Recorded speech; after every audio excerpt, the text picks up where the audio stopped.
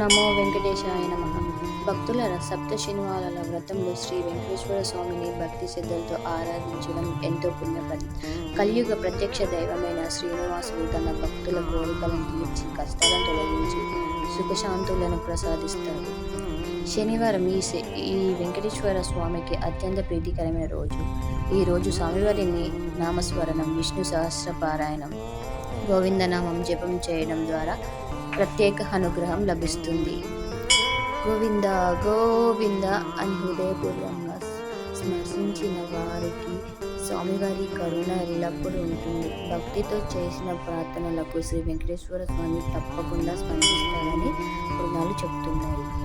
ఈ సప్తశనివార వ్రతం 2వ వారంలో స్వామివారి దివ్య ఆశీస్సులు మీ కుటుంబంపై కురవాలని మనసారా ప్రార్థిద్దాం. శ్రీ వెంకటేశ్వర స్వామి వారి కృపా కటాక్షాలు సదా మీ వెంట ఉండాలని కోరుకుంటూ గోవింద గోవింద.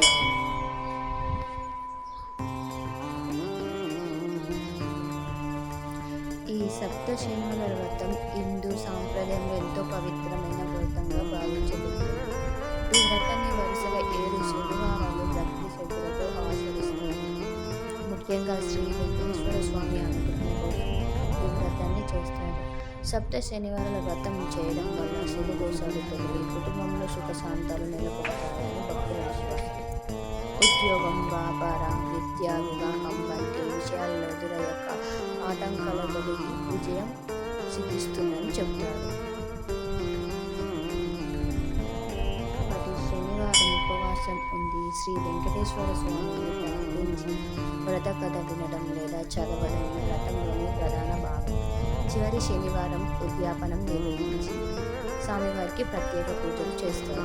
భక్తితో చేసిన సప్త శనివారాల వ్రతం మనసుకు ప్రశాంతతను, జీవితానికి శుభ ఫలితాలను అందిస్తుందని భక్తుల నమ్మకం. గోవింద గోవింద.